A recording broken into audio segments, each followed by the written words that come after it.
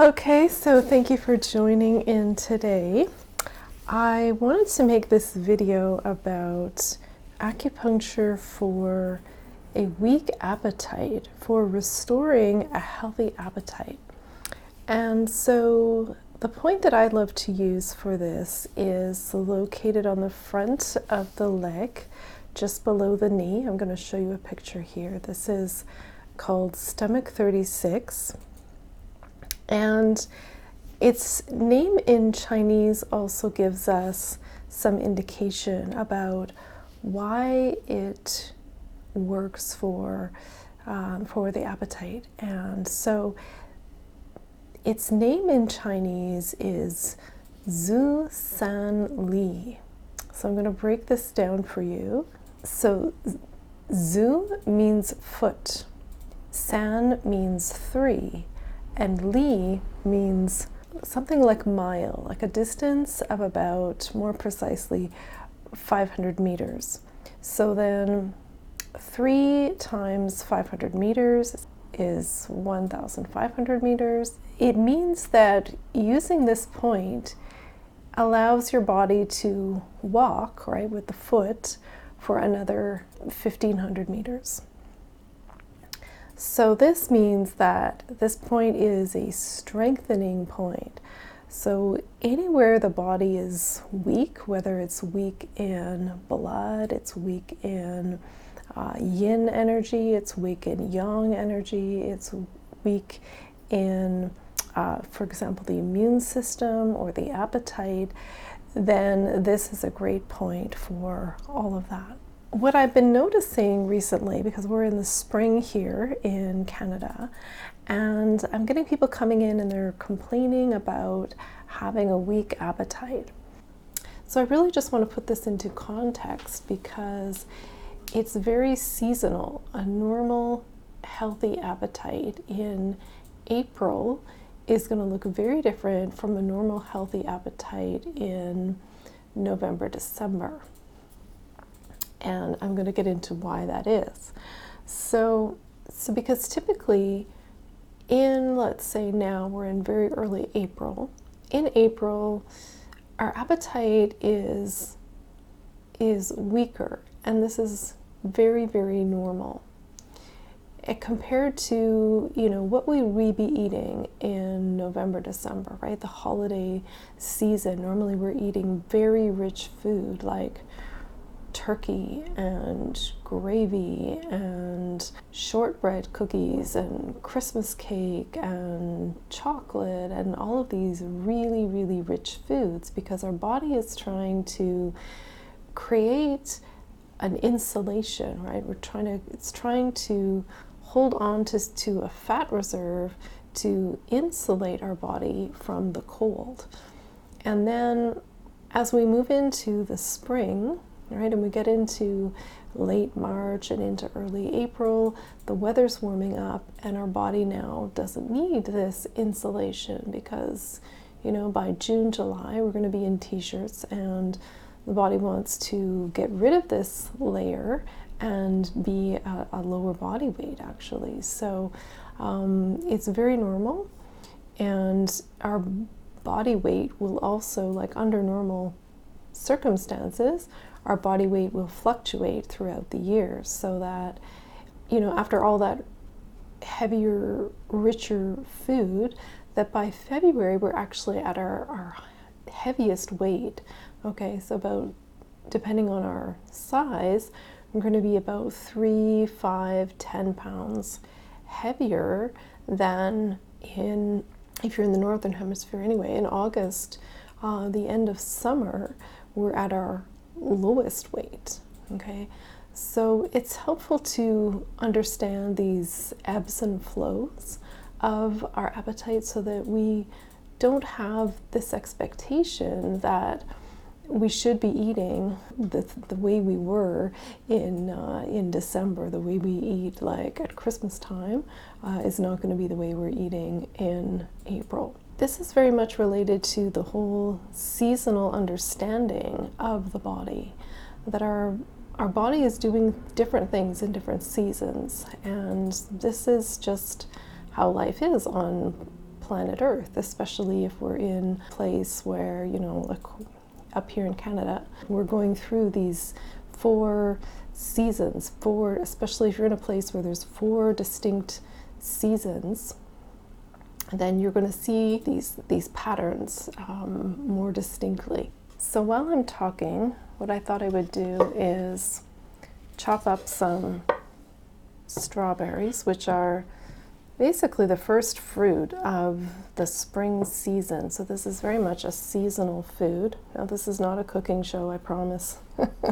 I'm just entertaining you with chopping strawberries. So, if we look at how people lived, say, 100 years ago, 150 years ago, they were living off of a diet that was about what was seasonally available. So this was really before the trains, the planes, to ship everything around, and really before the grocery stores even. People were growing, what they could in their backyard, on their farms, and trading with each other. And so, because of all of that, and because of the way food preservation was going, people had a very seasonal rhythm to their diet. And, maybe people would argue, well, they weren't that healthy back then, because some people say, well, the average life span back, let's say, late 1800s was 45 years old. And that's true to one extent, but then you've got to ask yourself, how did that number get calculated? It wasn't that everybody was living to 45 and then dropping off at 45. That was not the picture at all. The picture was more that there were many young babies, if they made it past childbirth, many of them were passing away quite young. And if they made it past that point, they had a very good chance of living well into their 90s. I've got some, like my great-grandmother lived to be 103, and this was not unusual. Many relatives from that generation that were all living into their 90s, late 90s, early hundreds, completely normal here in Ontario. So that was the vulnerable period. Now you got to look at how does that compare to right now. Right now, the way things are going is that they've actually reevaluated how they calculate life expectancy to take into consideration how much illness there really is. Because now there's just so much more illness, that now they've created what's called the health adjusted life expectancy. So this is how many good years do you have before you start to get really sick and your quality of life isn't so good. Now they're saying that health adjusted life expectancy in North America is 69 for a male and 70 for a female. That looks a lot different because my great-grandparents, that generation, these people were really robust. My great uncle, he had his own pear trees. He was growing some of his own fruits and vegetables. He had carrots. He had berries. He had all sorts of things that he was growing on his own, and this was completely normal. And people lived fairly active lives, basically until they keeled over. They lived very active lives. He went into a nursing home, I think, in his late 80s, like 89, and then he passed away soon after that. But very, very active living. And they had horses. My great-grandparents owned a horse, and that's how everybody got around. People weren't so much expecting that they were going to not be able to move around. They they worked their farms and they worked whatever that they were doing. People weren't on computers so much, so they led a very active life, kept going until quite late in life. Whereas now people live a much more sedentary life, and the healthy years are much shorter. So although we have all this modern technology, people's healthy years, like maybe it seems like people live longer now, right? In Canada, the life expectancy for a female is about 83. The life expectancy for male is about 81.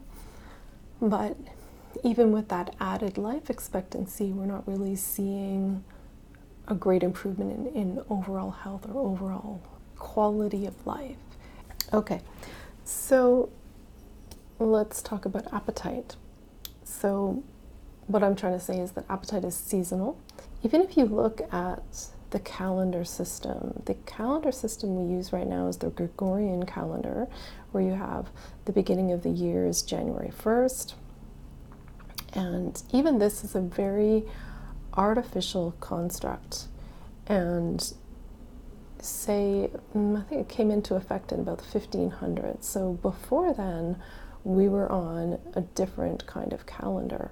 And so a lot of the more ancient peoples, let's say, for example, the Chinese, their calendar is putting the new year in February, right? We all know that. We all think about the Chinese New Year, right? So that is spring that's the beginning of spring in Chinese medicine.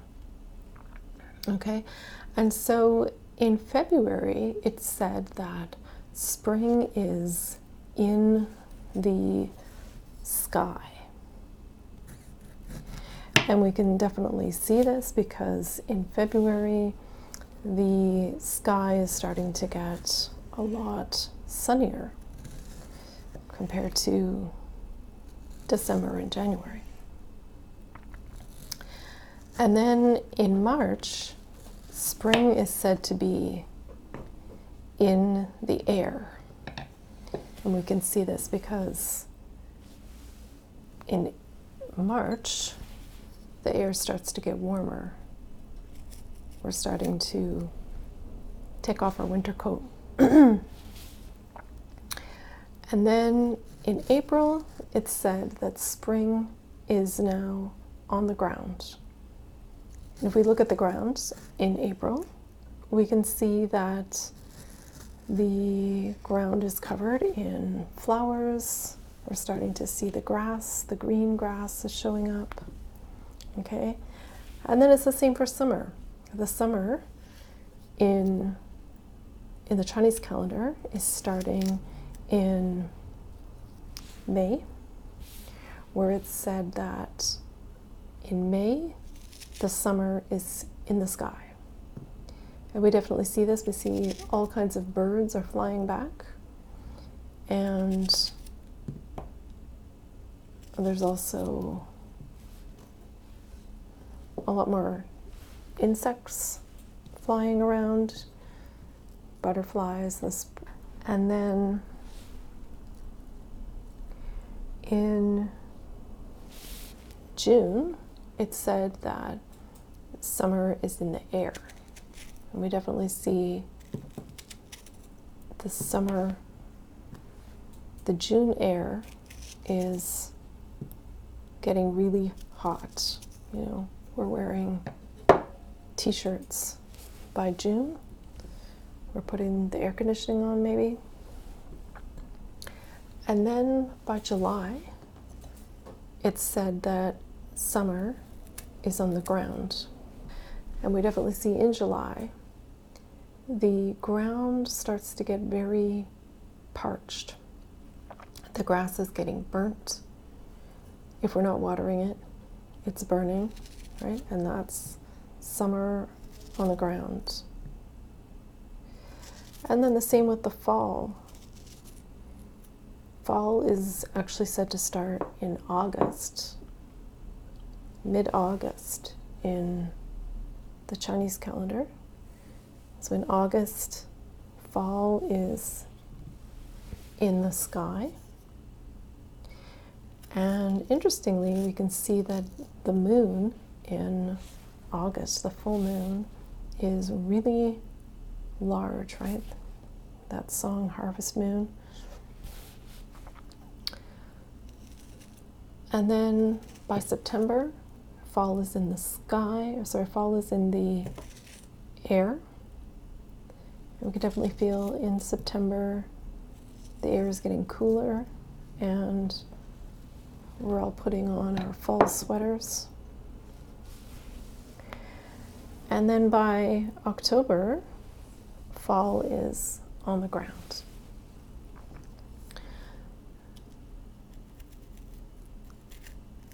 So we see all the leaves have fallen to the ground.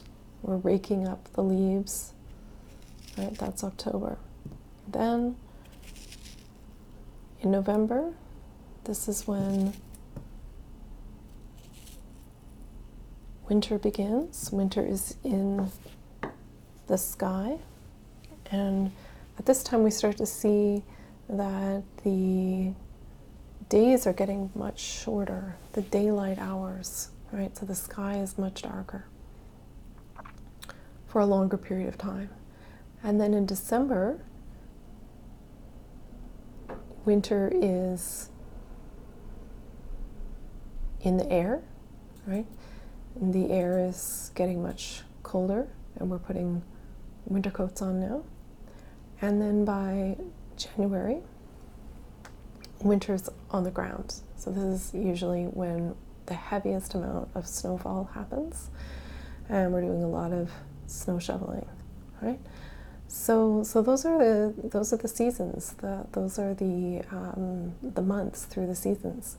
This is just showing you that with all of this seasonal variation, we have to live in a rhythm that matches that. And this is including our appetite, includes our sleep patterns. It's helpful to think about what did people who were living 150 years ago and eating, just what they could grow or trade locally, what would they be eating? And so that's why I did strawberries here, because, this is not seasonal to Toronto. This is grown, I think, in California or Mexico. So it's maybe a little bit cheating here, but anyway, this is one of the first fruits that comes available in the spring on this continent anyway. And so this is the kind of food that we'd be eating. We'd be eating a spring type of diet, which is a lot more green vegetables, things like dandelion greens, those are quite bitter, sprouts, any kind of seed that you can sprout and grow a green out of it, like arugula sprouts, broccoli sprouts, for example. The fresh buds that are growing, this is a spring type of energy. A fresh new greenery is matching what's going on in the springtime. And then we would also be eating a lot lighter, so more vegetables, less fatty foods, less heavy meats would be more typical. Because of this, it's entirely natural to have less of an appetite now in the spring season, and to be wanting, much lighter fare like salads and berries, things like this, and be less interested in, like a heavy, roast beef, things like that. Stomach 36, as I was saying, is a strengthening point, and it's a really good treatment for weakened appetite. And when our appetite is weak, often this, might be happening when we have a cold.